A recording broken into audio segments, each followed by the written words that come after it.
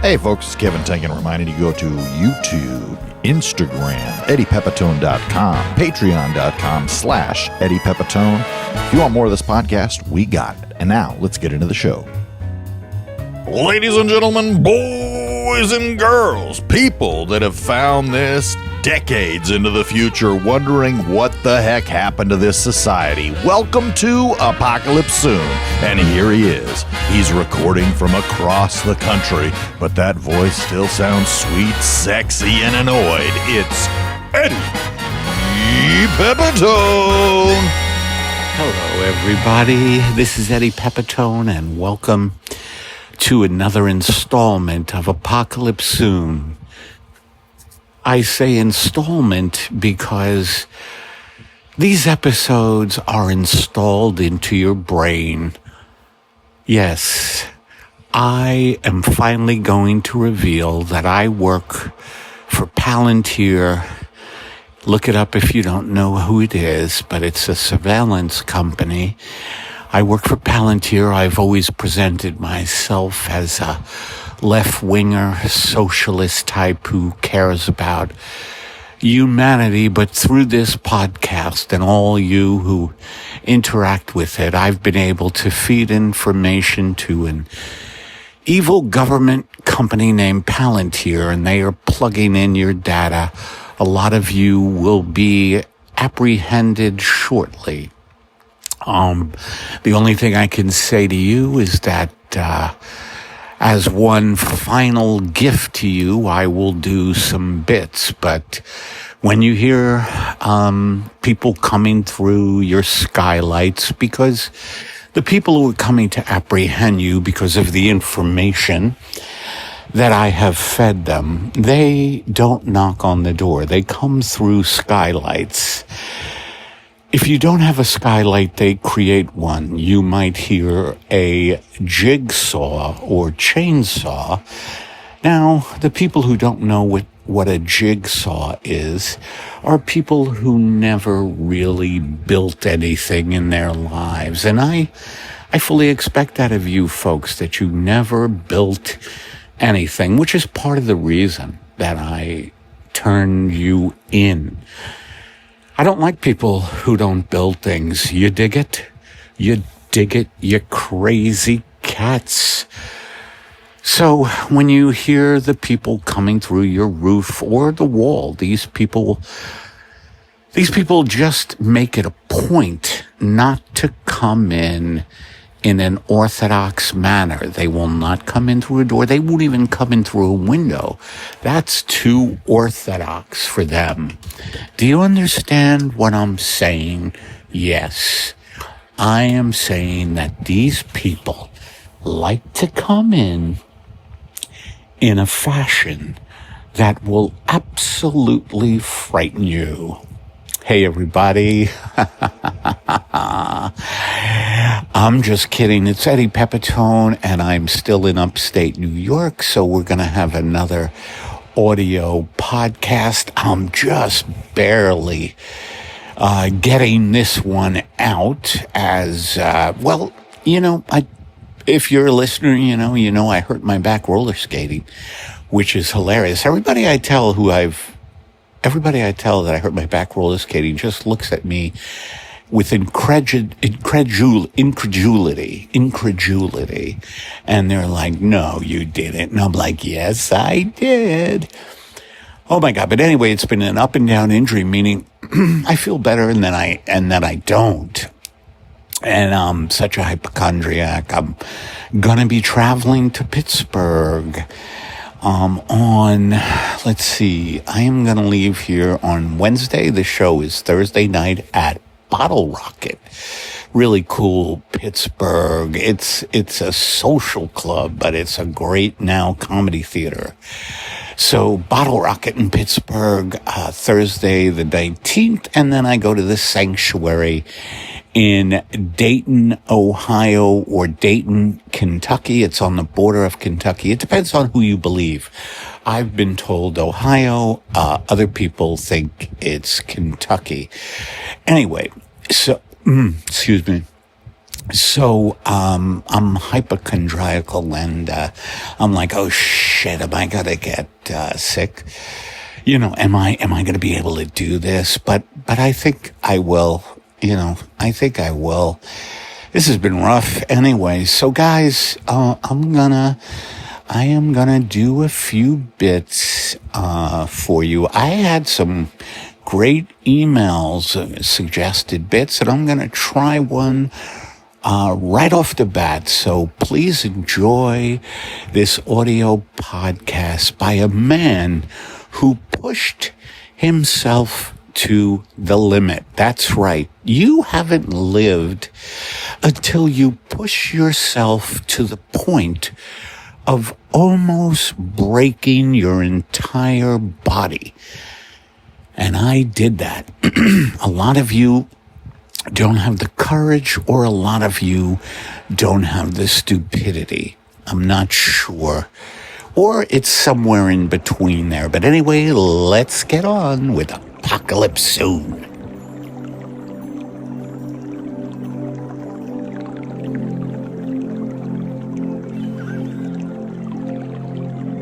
And now, take a deep, relaxing breath on another episode of Guided Meditation with Eddie Pepitone. All right, everybody. Oh, it's been a busy week here in America. A lot of tension all over the world. That lovely little ethno-state Israel bombing Iran, trying to drag everybody into a nuclear war and take their eyes off of Gaza. But I don't want you to think about any of that stuff before a nice guided meditation. So everybody take a nice deep breath. A nice deep breath. Just envision the fact that your lungs are clear. I mean, we all know that our lungs are not clear. We know they contain so much pollution and plastics. As a matter of fact, I was teaching a meditation class the other day for teenagers who can't seem to put down their guns. It's an organization called Teenagers Who Can't Seem to Put Down Their Guns. And I was giving a meditation to these kids, and they had on loose-fitting clothing, but they all were pointing a gun at me, and I should have known by the name of the organization that this would be a tense workshop. But when I told them to breathe in deeply, there was all kinds of gunplay. Luckily, I was able to escape, and here I am. I did have a point to that, but I forgot it. So with your first in-breath, imagine that your lungs are clear. They don't have plastics. They don't have all the detritus that's in our water system. It's just beautiful, clear air that's up on top of very high mountains. But then again, it's hard to breathe on the top of mountains. As a matter of fact, I have a funny story. I know I'm doing a lot of stories on this guided meditation, but hold your breath for just 1 second. I did a guided meditation on the top of Denali in Alaska. Trump has renamed it Mount McKinley, but it's Denali, and we all know that Trump can rename things. Trump has started to rename children. Did you know that? He just goes house to house in different neighborhoods and says, you're going to call your kid Bob instead of Nick, and it's going to be beautiful. It's going to be beautiful. Okay, it's Bob instead of Nick. And what's your daughter's name? Alice. Well, she's now Rebecca. Okay, I got to run. Look, the economy's doing it anyway. Anyway, with your first in-breath, I want you to take a breath that's going to knock your socks off and It's gonna make you just realize that there is light. There is a higher power. So with your first in-breath, just watch your breath slowly go into your lungs. Hello, this is Charles Nabisco, and have you ever tried to do a guided meditation, and your meditation teacher is a lunatic, and you're trying to do a guided meditation because you have stress, because you're running a cookie company, shortbread prisoners, no ring camera, and so you're trying to relieve stress, and the meditation teacher is a lunatic. Well, Nabisco knows, and we have a cookie called Meditating with an Insane Person, and it's our scouts, prisoners, are selling them. Don't use a ring camera. They're going door to door. It's a picture on the shortbread cookie of a meditation teacher who's in a rubber room in Shutter Island, if you know that movie. It's an old institution in Massachusetts. Anyway, I'm Charles Nabisco. Oh, God, I don't feel good today. What seems to be the problem, Charles? Who are you? I'm the Italian alien, posing as a doctor. Well, I'm about to throw up on your shoes, Italian alien. Don't throw up on my shoes, Mr. Nabisco, while I will laser your ass into another dimension. Hey, you ever been lasered? You ever have your ass lasered in another dimension? I'm about to do that to you. I'm not talking to you. I'm doing a commercial. Sorry. You ever have your ass... God, I don't feel good tonight. You ever have your ass lasered into another dimension? And we got a cookie we have here in Nabisco. We got a cookie for that. It's called Ass in the Fourth Dimension. Listen, Nabisco, shut the hell up. Anyway, now, so breathe that in, and now, with your first out-breath, I want you to let out the fact that we live in a collapsing empire. An empire based on violence, but don't think about the violence. Don't think about the fact that everybody is about to snap and lose their shit. Don't think about that. You know, when you look into your neighbor's eye, and I'm talking about one-eyed neighbors. You look into your neighbor's eye and you can see that things are starting to fall apart in their mind, because you look in their eye and you see the unpaid bills, you see the incredible despair, but all you two say to each other is, "Hi, Frank." "Oh, hi, Tom." So with your first out-breath, let all of that tension go. All your neighbors about to hurt themselves or others. Just let that all out. Let it go. Can we hear that sound? Oh, yes. Oh, boy. Hal, what are you listening to? I'm listening to a guided meditation, Margaret. Al, I don't think I'm going to go to the protest. I know. I'm sorry, Margaret, that I even brought... You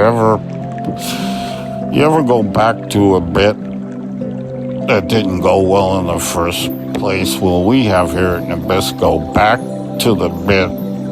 Don't you start again, Mr. Nabisco. I am all powerful and I will make you a slave. Get over here, you stupid creature from another planet. Stop strangling me, Mr. Nabisco. You stupid goddamn Italian alien. Make me play the fettuccine, you alien fuck. Okay, Mr. Nabisco, I will. You ever get into an altercation with a entity from another planet? Well, we have it in Nabisco, and it's called altercation with foreign objects, with things from another planet. Altercate our scouts, prisoners. They'll be... Oh, I don't feel good. Okay. And with your final in-breath, I want you to just breathe in chaos. That's right. Stop pushing chaos aside. Just breathe in chaos. And as you're breathing in that chaos, I want you to very slowly pick up a gun that was left by one of the teenagers who cannot put a gun down and use it.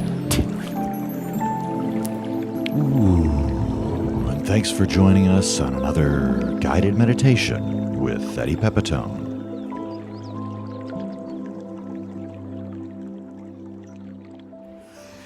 And now, a man with a latex mask on trying to convince his wife he's not gonna shoot lawmakers.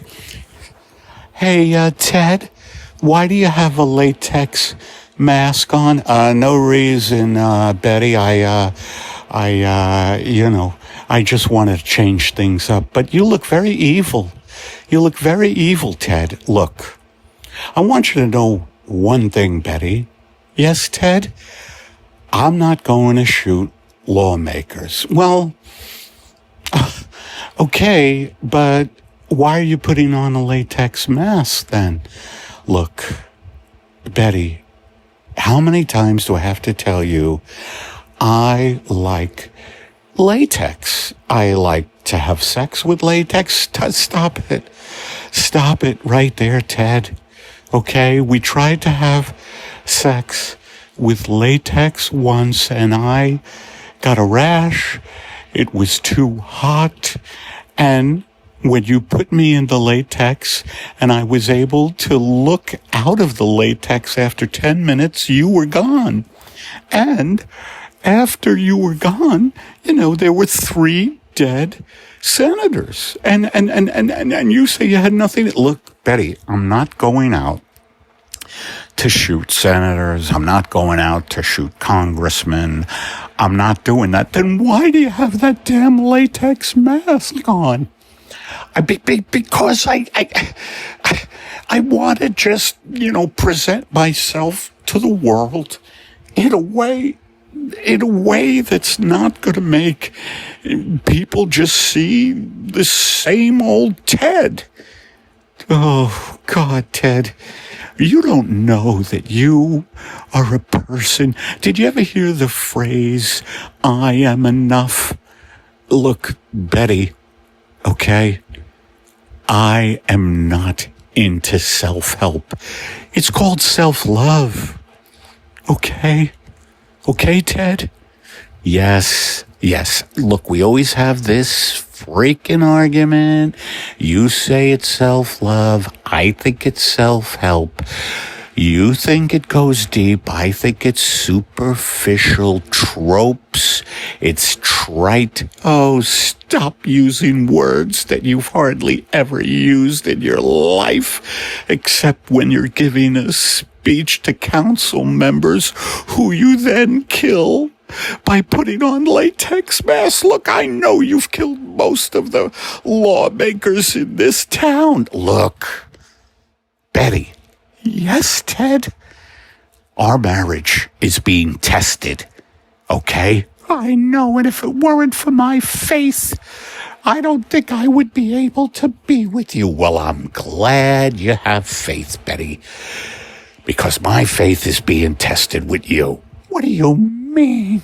Ted, I mean that I don't want a life partner who is gonna question me every time I have a latex mask on and a council member disappears or a senator disappears or an ombudsman disappears. What's happening to your voice, Ted? I'm a little dry, okay? I've taken Advil. You know my back hurts. Well, you shouldn't go roller skating. Look, Betty, please, the latex mask is starting to melt. I know it is, Ted, and it doesn't look good on you. Where are you going? I'm just going out to get the paper. Nobody buys the paper anymore, Ted. Oh, I know, Betty. I know everybody digitally reads the paper, but I'm gonna start reading the hard copy of the paper. No, you're not, Ted. You're going to kill an ombudsman, or you're going to kill some low-level lawmaker. I feel it. Look, Betty, my latex mask doesn't mean I'm gonna kill some, lawmaker or somebody who helps in the community. Sometimes I just like to... No, you don't, Ted.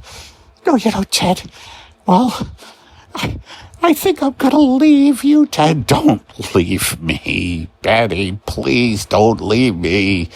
I need support, and this latex mask is melting. I'm due at a dinner party for a congresswoman in about 10 minutes. Don't go to the congresswoman's house, Ted.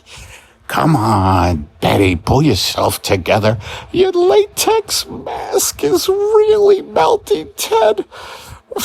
I can almost make your real face out. Damn it, Betty, I blame you. Tune in next week when Ted and Betty discuss going to counseling.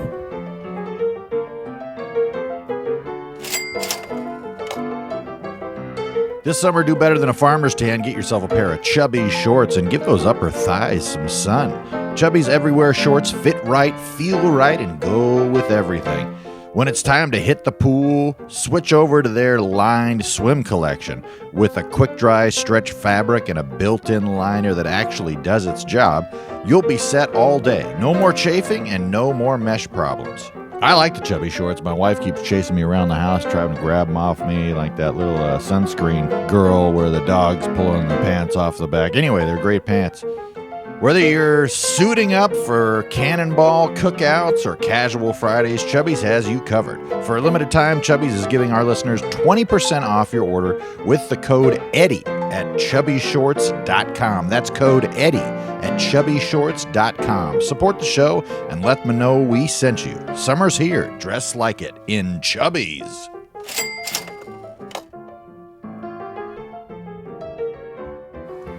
And now, another episode of Policeman Who Drives Without GPS.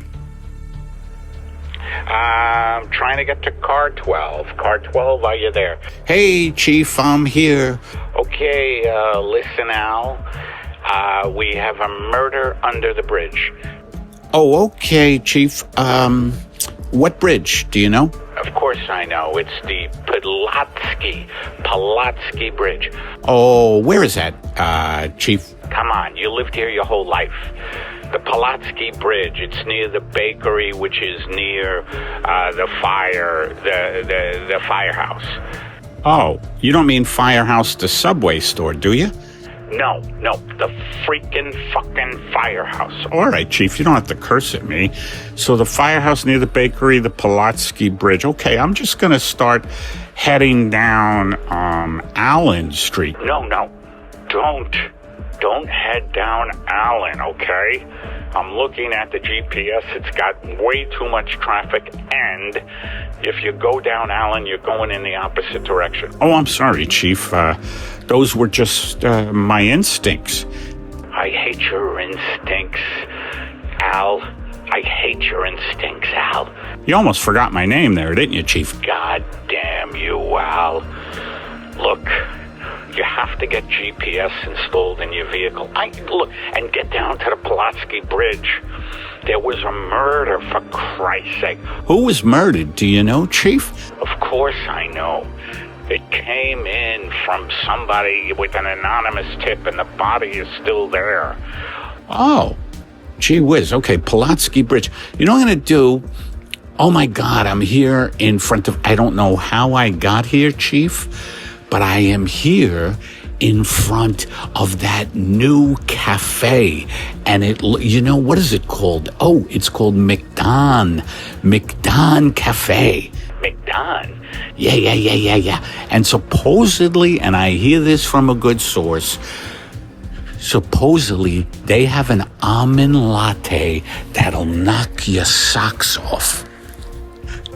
Get down to the Pulaski Bridge. You don't want an almond latte? No, I want you to get down there. All right, Chief.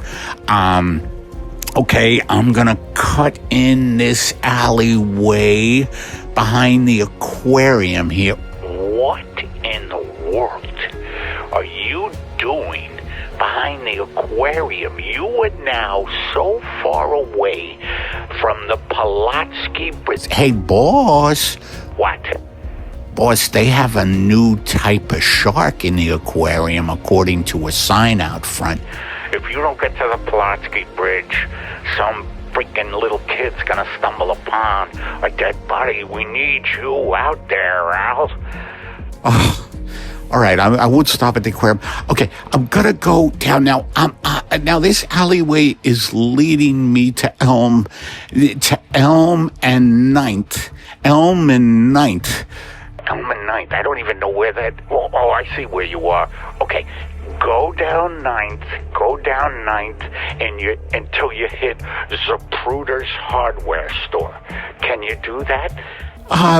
Zapruder's. Go down Ninth, huh?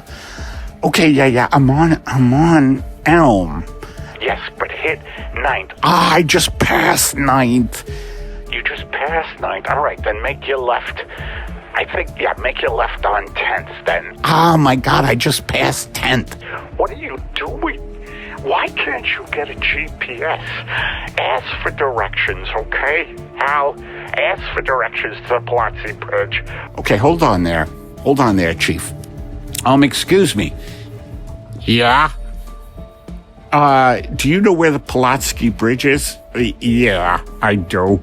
Can you tell me? No, I have an appointment. Yeah. Come on, I'm an officer. We have something very important at the Pulaski Bridge. Well, on my phone here, it says you're 6.8 miles away, and you have to take Elm to Ninth, and then from Ninth, you go down the Barrage Highway. Barrage Highway? I never even heard of that. Yeah, Barrage Highway. You know, you're a cop. I mean, you should know where you're going. Please don't judge me, or I'll throw you in jail, sir. You know what? I don't even think you would know how to get to the jail. Oh, don't kid yourself, sir. I may be lost a lot, but I eventually find where I'm going. Oh, really? Well, go fuck yourself. Oh, all right, that's it. I'm putting on the siren. God damn it, where's the siren? Where is the siren? All right, listen, you're lucky. I got to go to Elm and Ninth. All right, well, you know, it's behind you now. According to what I have here, you're 6.8 miles away. By the way, did you see they have a new shark in the aquarium? I did. Do you know what type of shark it is? Who's talking, me or you? I don't know. Our voices sound alike. You ever talk to someone or do two characters on a podcast and the voices become so similar that they're one voice and you realize your personality's starting to crack and you slowly disintegrate into insanity? Well, Nabisco does. I'm Charles Nabisco, and the descent into sanity we capture on a shortbread cookie beautiful shortbread cookie that our scouts, our prisoners, I mean, they're gonna... Don't film the prisoners with your ring camera. That'll get me in trouble, but it's a new cookie called Descent into Madness. It's a beautiful, our prisoners are gonna be selling these cookies. Don't say anything, okay, about the prisoners. I'm Charles the Busco, and let's get back now to our program, The Cop Without GPS. Hello, Chief. I am now in the middle of, they say it's a warehouse district. You are at the riverfront? What river is this, by the way, Chief? You know what, Al? I'm just gonna send Tom to shoot you. Thanks for joining us on another episode of The Cop Without GPS.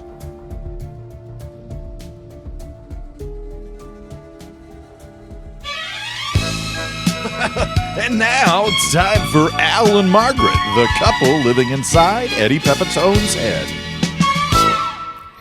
Al. Yeah, Margaret. Do you see my protest sign? It's right over here. I like what you wrote on your protest sign, Margaret. I know. It just came to me, Al. Ice this. That's very funny, Margaret. That's why I love you. All right, are you ready to go to the protest? Let's practice some of the protest slogans. Okay, whose streets? Our streets. Are we real? No, we're not. Are we fictitious characters? Yes, we are. All right, now, Margaret, this is big for us. I mean, we're fictitious characters and we live inside Pepitone's brain. By the way, Al, I think it's very early in the bit to start talking about the fact that we don't exist. Look, Margaret, I'm bringing up an important point here. We're going to a protest in a town that doesn't exist. I see your point, Al. All right? Now, the fact that we don't exist, I think, means that if we go to protest, the town will exist. Do you follow me? Oh, Al, I love the way you bend time in your analysis. Ah, Margaret, I knew you married me for my analysis and my junk. What do you mean junk, Al? You know, the junk that I make love to you with. Oh, you mean your package, your money maker? Yeah. So what are the other slogans that we're thinking of saying? Well, whose streets? Our streets. Dump Trump. Dump Trump. Dump Trump. Dump Trump. Ice is for drinks. That one I came up with. Ice is for drinks. Oh, I love that one, Al.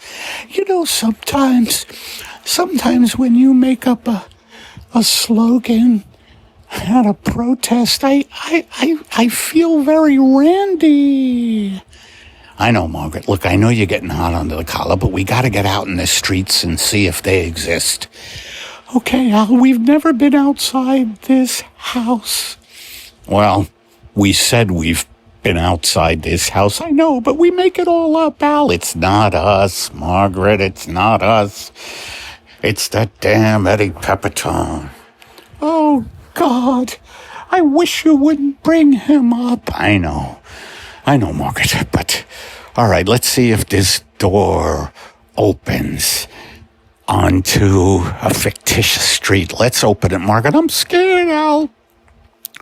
I don't want to find out that we don't exist, Margaret. By the way, why am I smelling eggs on you? Okay, Al, you got me. I was egged earlier in the day. Where were you egged?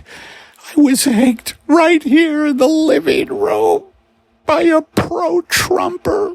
He saw me making the ice this sign, and he egged me. Why didn't you call me? Because we both don't exist. God damn you, Margaret.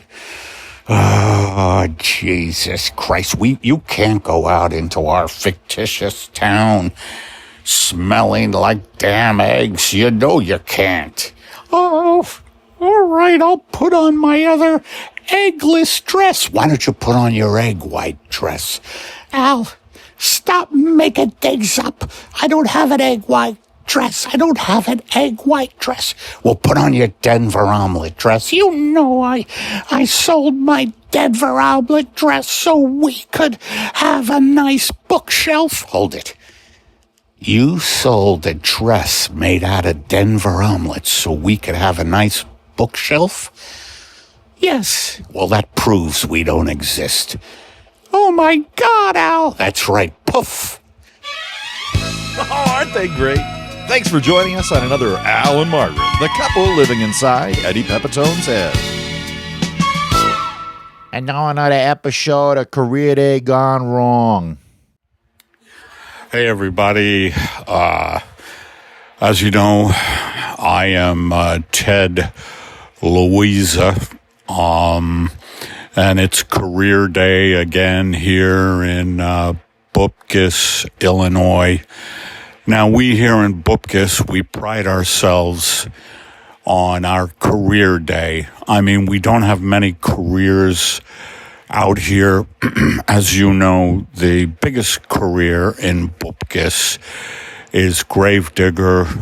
We find that in Bupkis, Illinois, people die willy-nilly. People pass away either from boredom or heart disease. And so gravedigger is our biggest career day speech, our biggest career day job. But we're going to have a couple of people who have different careers here in Bupkis, and our first gentleman who's going to come up here is Steve Tonelli, and Steve is a guy who just fixes electronics, and he's been able to squeak out a living here in Bupkis. And ladies and gentlemen, please welcome Steve Tonelli. Hey, everybody. It's Steve Tonelli. I just want to say that I fix electronics. And by electronics, I mean I can fix a lamp if it's fallen. If the lamp has fallen, I'll be able to get the wiring straightened out for you. Is this thing on? I'm kidding. I fix a lot of microphones. You know, a lot of people in Bupkis are starting podcasts. A lot of the podcasts have to do with the fact that there's Bupkis to do in Bupkis, which is called, one of the podcasts done by a fella named Nick Tierney. Nick's podcast, Bupkis to Do in Bupkis, has gone viral, but only in Bupkis. And as you know, this is a town of only about 48 people. Anyway, I just want to say that if you're one of the 48, and that's what we call the people here in Bupkis, that fixing electronics can be rewarding. I'm sorry I'm crying, but I recently have tweaked my medication. Living in Bupkis is hell. You know that. I know that. If you're one of the 48 people who live here. And when you tweak your medication as an electronics guy, you got to be careful, because I get emotional now that I've tweaked my medication. Apparently, I've been pushing away a lot of dark stuff, and with the help of my psychiatrist, Nick Tierney, he's the same guy who has the show Bupkis to do with Bupkis. Nick, he's not a licensed psychiatrist, but he's someone who goes on the dark web and can get things from China or Malaysia or Vietnam or the Congo. And part of these things he gets me are medications. And I just realized that I wasn't loved the way I ought to have been. You know, my mother, who was one of Bupkis's preeminent citizens, and it's not hard to do when there's only 48 people. She was one of Bupkis's preeminent citizens, so she was busy, you know, because she had a lot of party favors that she made.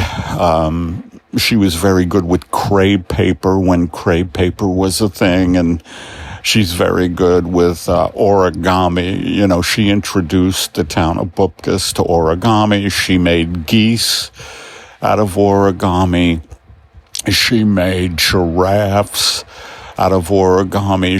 One time she made like a brood of chimps out of origami, and it was so good that the whole town, which was about 48 of us, came and saw her exhibit. But I wasn't loved the way I wanted to be by her, you know, because she was so damn busy. I'm like, Mom, do you have to make, you know, origami of a brood of chimps? You know, I mean, what about me, you know? You just pin, she kept making these origami chimps, you know, one chimp after the other. I said, how many damn chimps are in a brood? And she didn't know. She settled on 48. I don't know why she settled on 48. Oh my God. But anyway, she would make 48 chimps. Oh, I guess it's because she made one for each citizen of Bupkis, except, you know, this guy, Nick Tierney, who's my psychiatrist. Nick had outstanding parking tickets, and she said she didn't want to make an origami chimp for Nick. So she made 47 chimps out of origami, and it takes a long time. And meanwhile, my childhood is passing me by.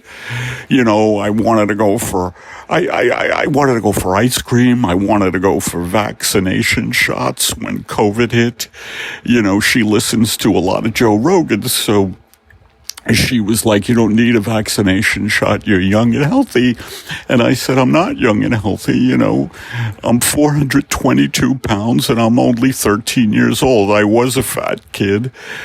I was 422 pounds. You know, she put me on a diet of just mashed potatoes and soft serve ice cream. And I loved it.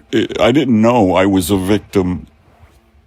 I didn't know I was a victim of comfort food, you know? But anyway, she really, really, really, really kind of destroyed my life with all those damn origami chimps. But I want to say that the medications helped, and I'll try to get myself together here. Just if you live in Bupkis, you know, fixing electrical things is not a bad job. You know, we had a clown in Bupkis, if you remember, Feathers the clown. You remember him?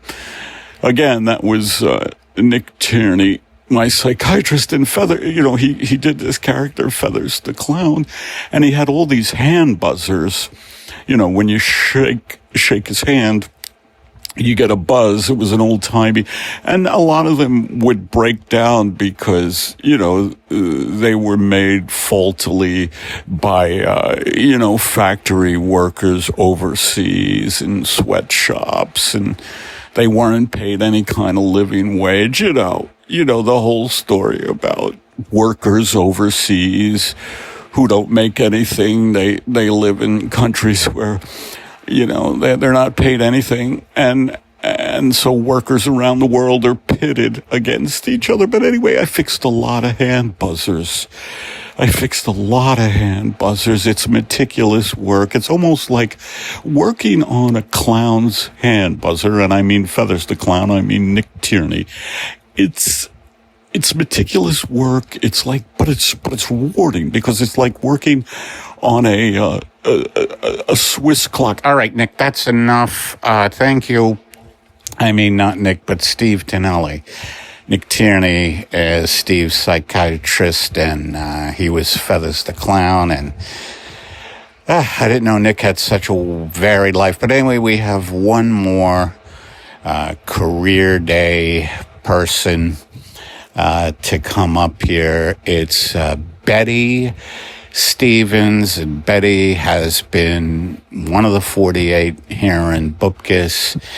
And Betty, according to my sheet here, Betty scrubs blood from the trunk of cars. I did not know this, but so I guess Betty's a blood scrubber.